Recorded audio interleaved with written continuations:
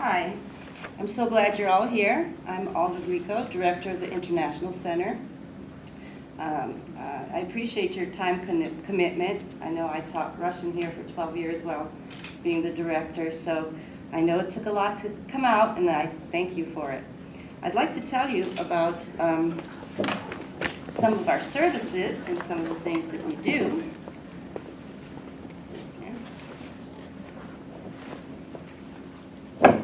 Okay. And my topic is interacting with international students and scholars. One of our offices, I'm going too fast here, is the International Student and Scholar Services. This is where you would go to learn about anything that has to do with immigration. I'm sorry, this is jumping around. Okay. So what the International Student and Scholar Office does, it provides immigration advising for international students. They do the documentation. They report federally mandated information in the SEVIS program. They process employment-based visa types for foreign nationals, and some of you probably have people that have gotten an H-1B visa working for you or with you.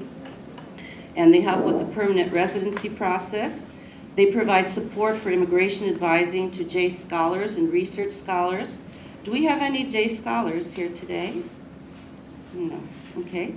And they provide continuing immigration education. So they will be having workshops coming up, which will be available to all of you, so please check those out too. So they do everything with the immigration regulations, things like how many hours students need to take to be in status, can they work off campus, and everything in the realm of regulatory issues. So if you have questions about that, that's where you would go, and that's the International Student and Scholar Office. My area is the International Center. What we do is campus and community internationalization. We're in a resource center. We advise students on issues other than immigration. Apartments, volunteering, scholarships, family issues. They even come to me and ask me, well, how do you date here? You know, they have, you know, it's very different in different countries. We provide new student orientations and pre-arrival communications, and also online late orientations and early orientations, ongoing acculturation. And what our office does, it really improves the international student retention, success, and the quality of life. We have leadership programs for international ambassadors, international peer mentors, and orientation leaders. We do a lot of programming, and this is a program that I would like to get the faculty more involved in. We have a Global Grounds Cafe series. This spring, we're going to be focusing on Thailand, Nicaragua, Venezuela, Saudi Arabia, and Bangladesh. What the students do, they have a virtual travel experience right here at UNT. The international students prepare a PowerPoint. They talk about their country and play music and prepare wonderful food. So you and your students can interact with students from all different cultures, and it's an educational journey all over the world. So what I would like to propose is that you perhaps give this as an assignment or extra credit to get your students to come and become better global citizens and learn about the world and interact with others. If anybody is interested in this, we did give a little flyer there, and it has the dates and the times. It all takes place in Marcus Hall. If you're interested, perhaps you could come and see me so we could afterwards. We could maybe directly work on this too. And this is part of campus internationalization, also having the domestic students learn about all the different cultures represented here at UNT. Another thing we do is International Education Week. We collaborate with the faculty, dining services, career centers, student organizations.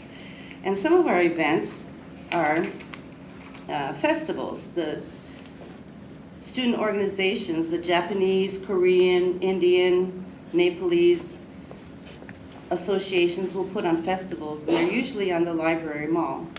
We have Fulbright meetings at that time, a scholar encounter, a study abroad fair, and international cuisine at the UNT cafeterias.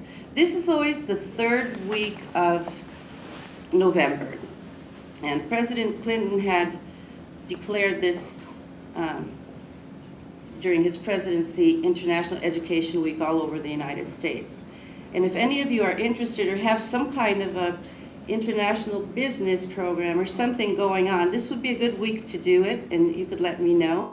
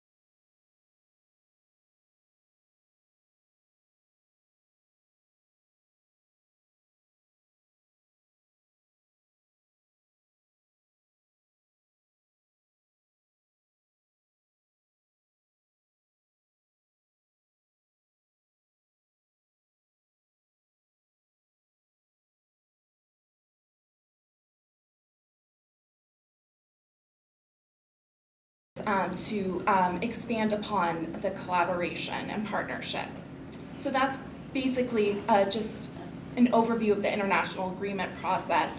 I've included some important links here, and this is also available on the wristband that you received. And so we have an FAQs and rationale page that just provides additional information about international agreements, as well as a set of benchmarking questions that will help you evaluate whether or not an agreement is needed and whether or not the rationale is there for helping to support UNT's global objectives.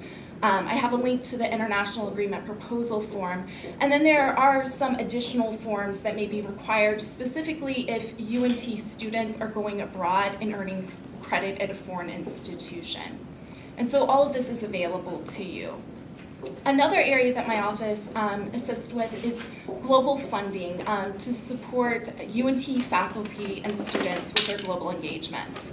And so we're fortunate this year to have some funding from the Office of the Provost to help support global engagements. And I just wanted to provide you with a little bit of information on this. I believe there's a flyer at our information booth out front, and I believe this information is also on the wristband. But right now we have open calls for 4 opportunities.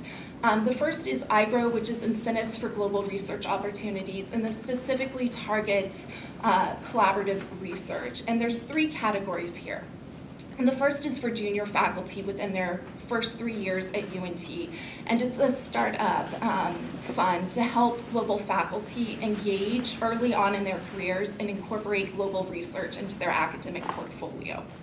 The second category is games, and this is an opportunity for graduate students for UNT graduate students to be mentored by you here and then to go abroad and receive mentorship from a foreign faculty on a specific collaborative research project that might be related to the student's thesis or dissertation or some sort of research that the student is doing with you here on campus.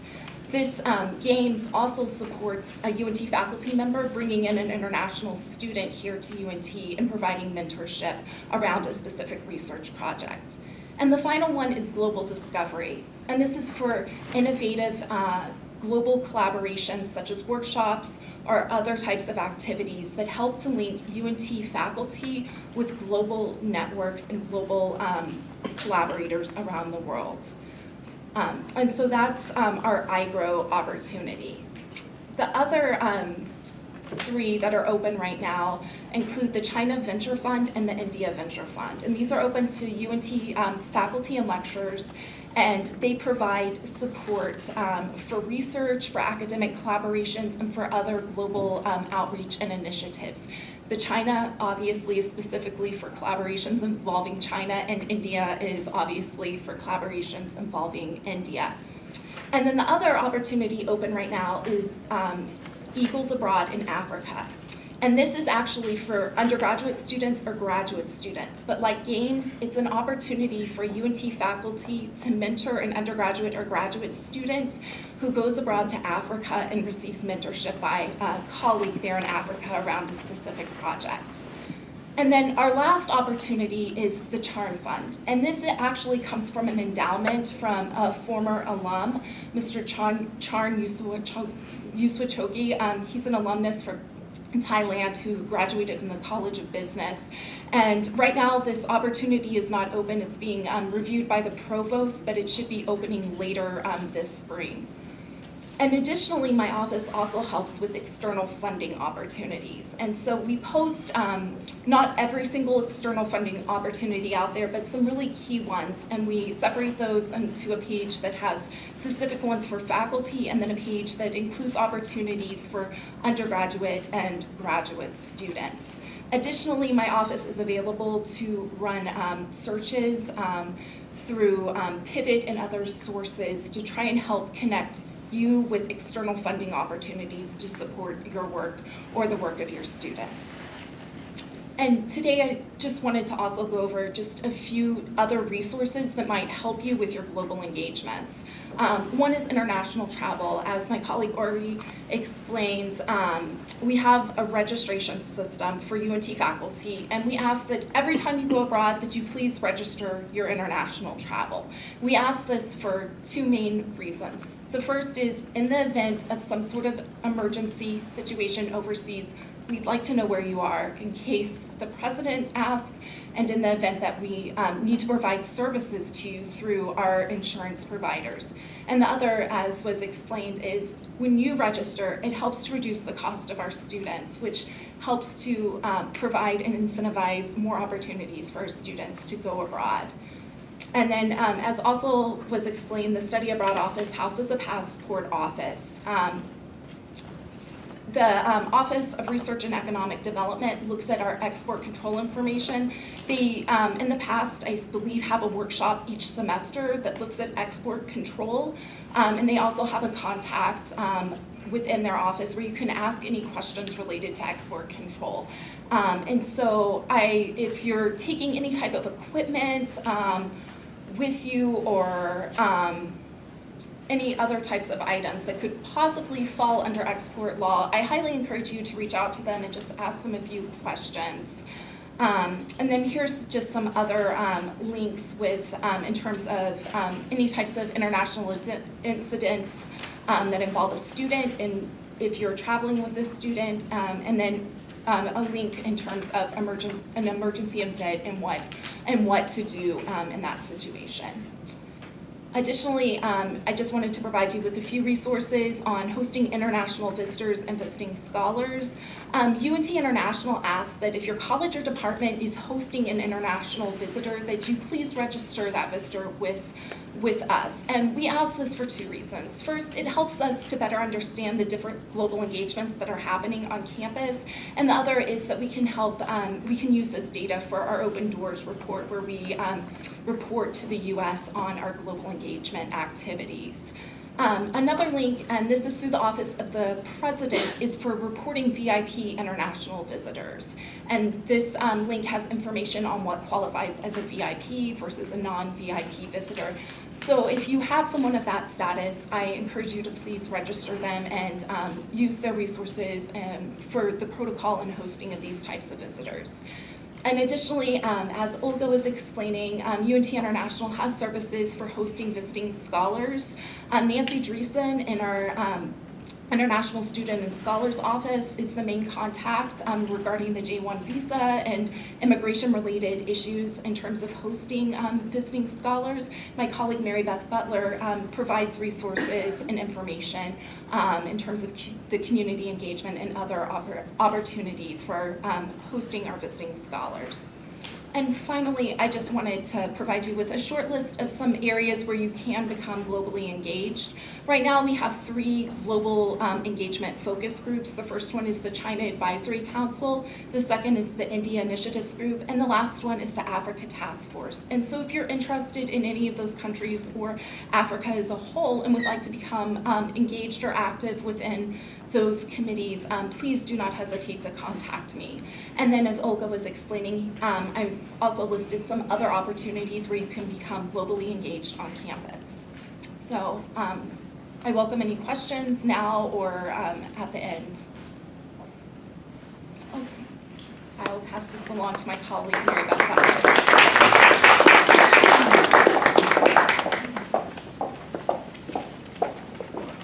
Good morning. It's great to see you all here. I'm Mary Beth Butler. I'm the Director of Communications for UNT International, and I do many different things. The Fulbright grants are mine because I've been doing them for a very long time, so they've followed me around from office to office within UNT International.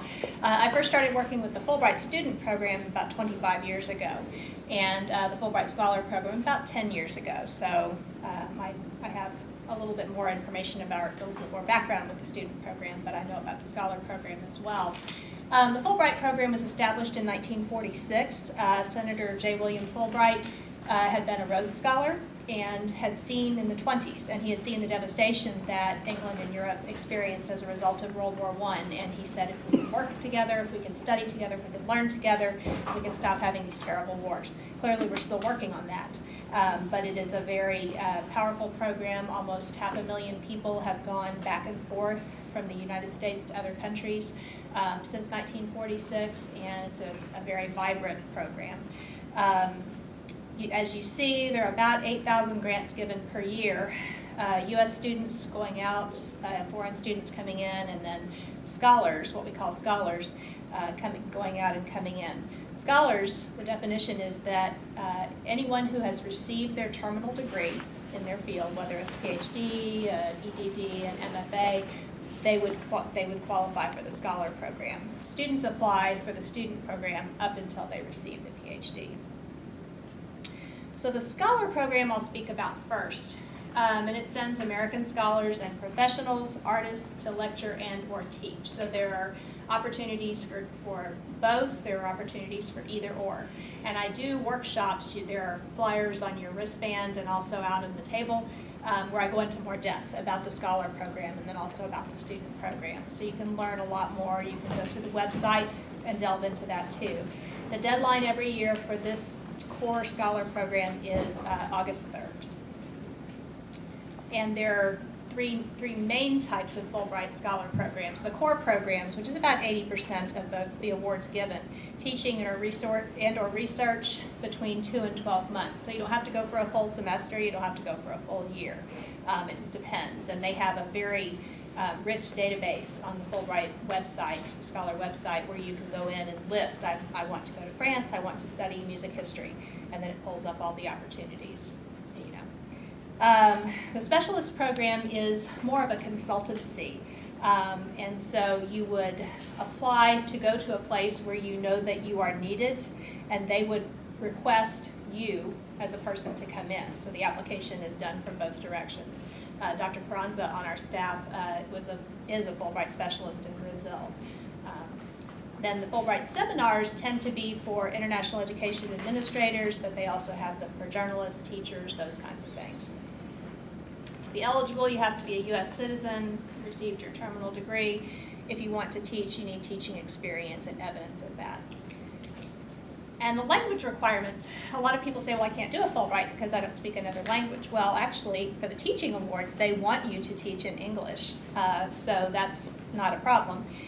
Some of these countries do require, as you'll see, different languages, but in general, English is fine.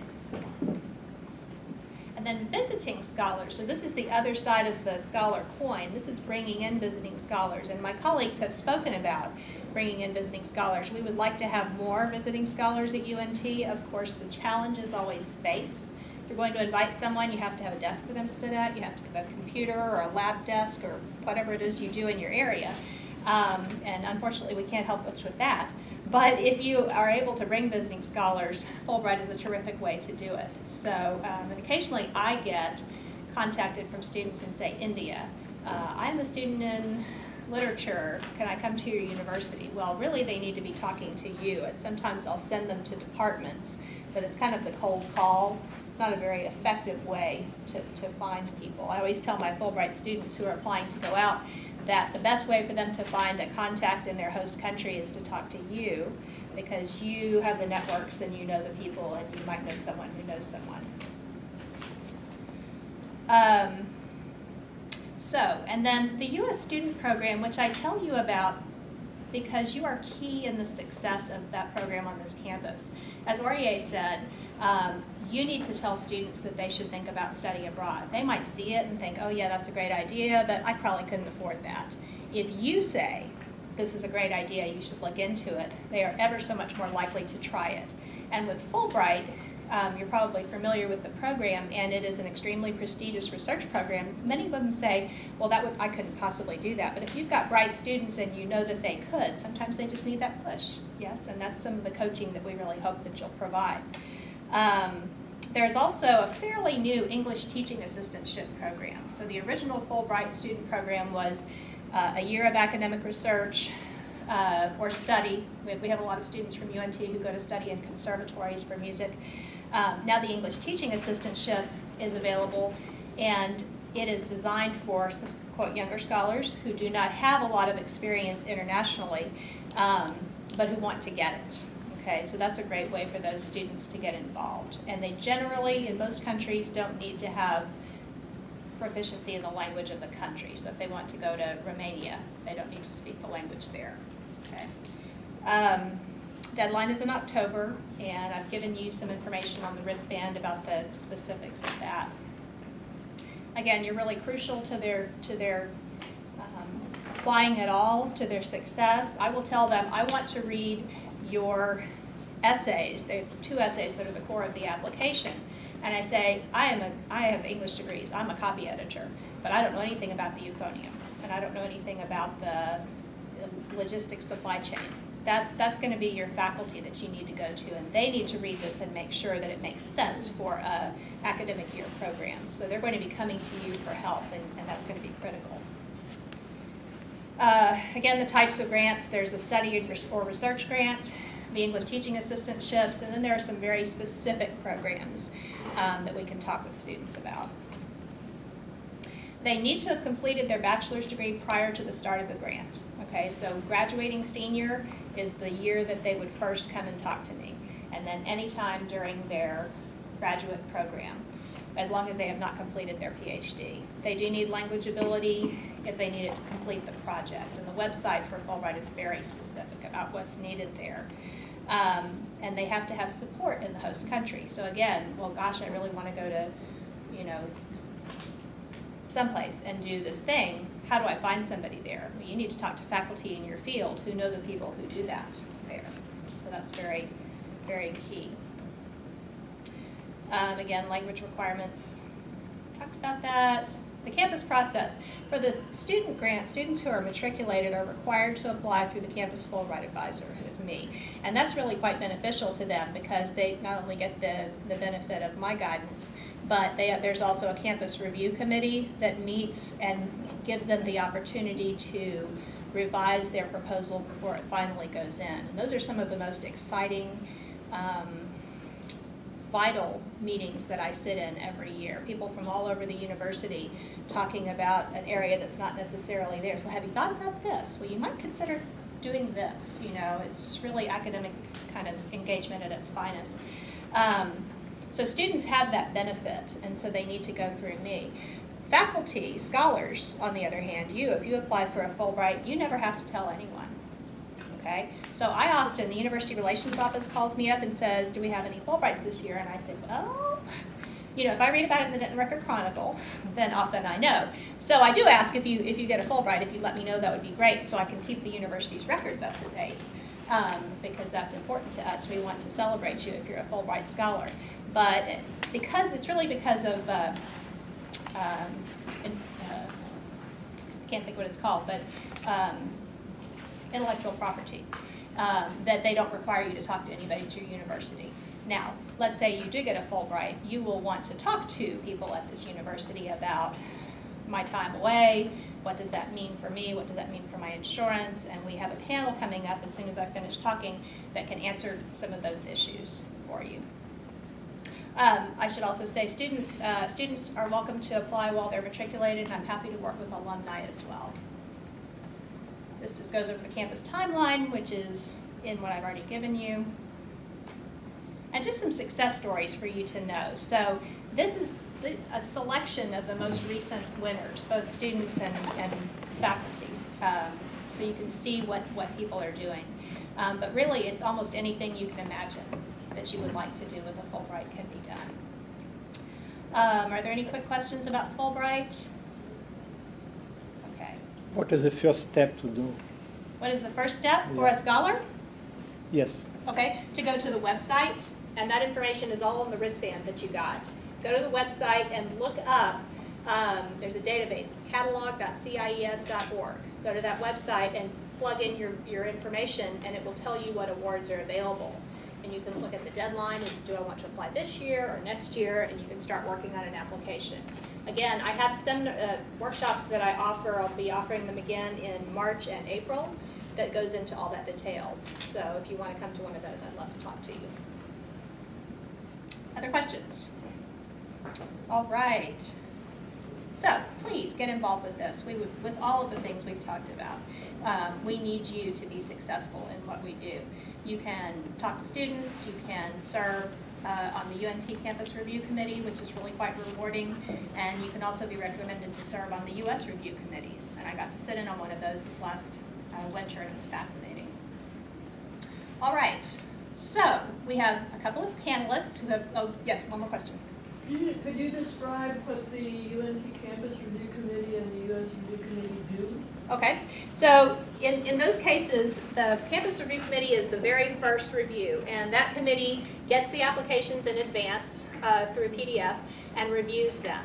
And then they will come together with the students for a very brief interview, 15 to 30 minutes, and they say, you know, have you thought about this? Because I think you might want to expand on this, or this seems a little strange to me. Don't you think you want to? And so it's a committee not of people who are specialists in that student's field, but of lay people, because down the road there's going to be another committee in the host country of lay people who aren't going to know all the ins and outs of technical euphonium things. Okay, so that's a really great way for the students to understand how to make their applications accessible to the general How public. about for faculty applications?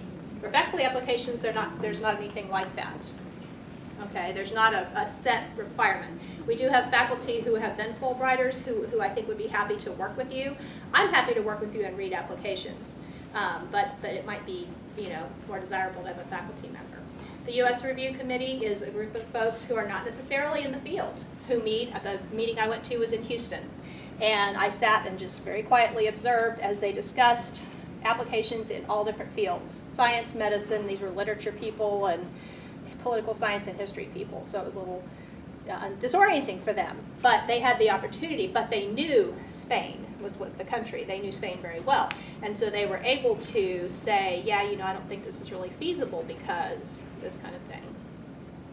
So thanks for asking. All right, so I'm going to turn it over to our panelists.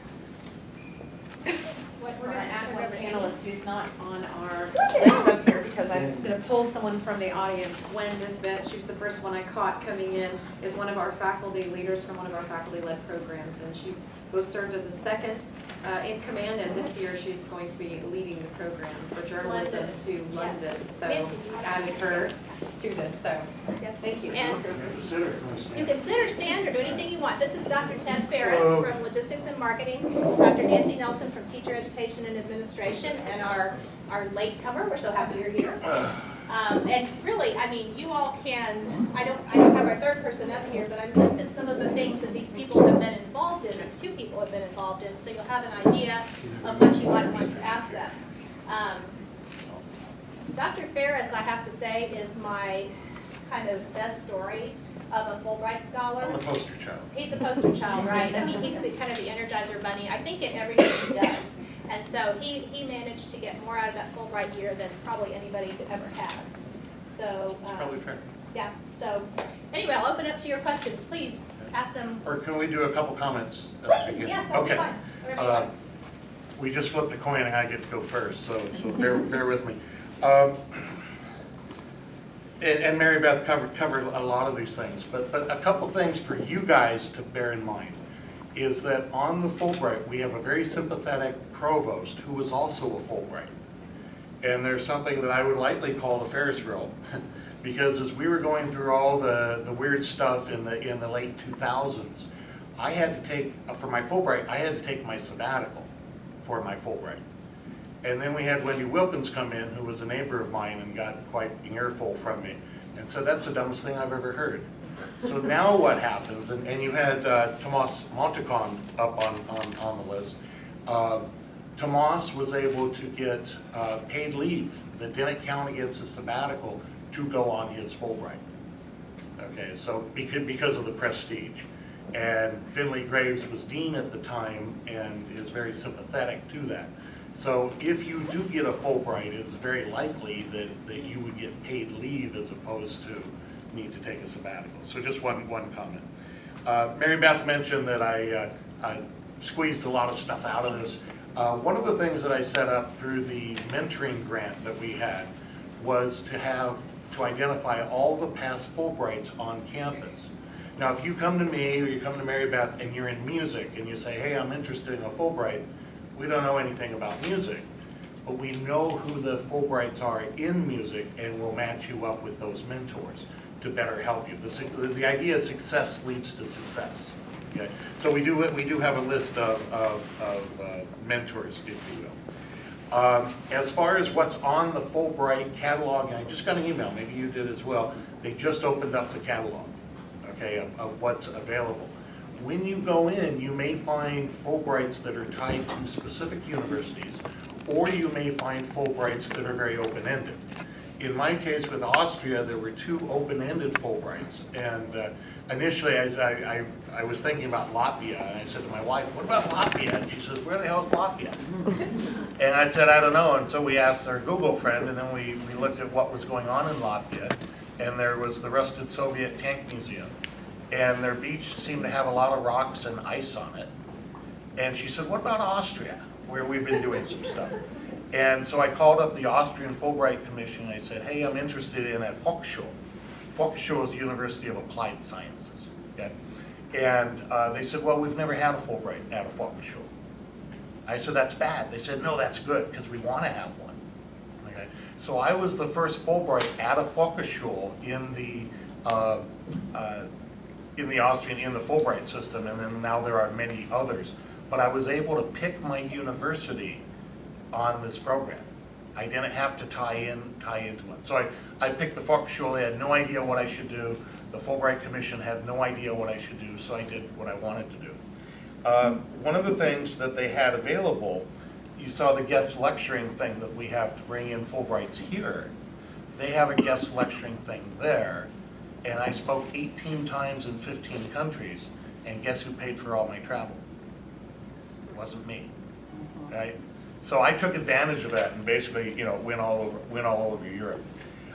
You mentioned the CHARN, or no, you mentioned the CHARN.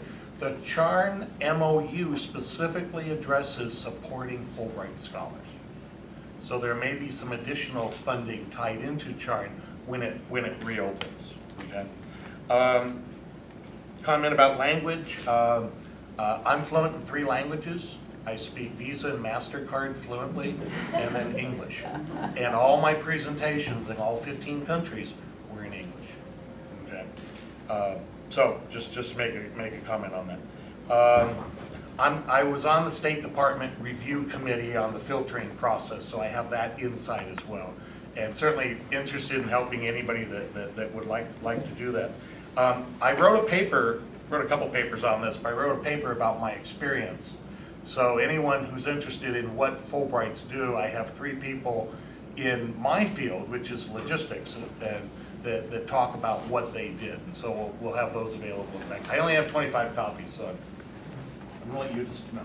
I'm not gonna. And then the final thing that was mentioned was, that wasn't mentioned, is that they now have something called a Flex Fulbright, where you can get a Fulbright and you can spread it over 3 years. You don't have to have a specific 6-month period or whatever. So I said to my wife, I said, why don't we spend the summers in Helsinki? And we'll do 3 months, 3 months, and 3 months.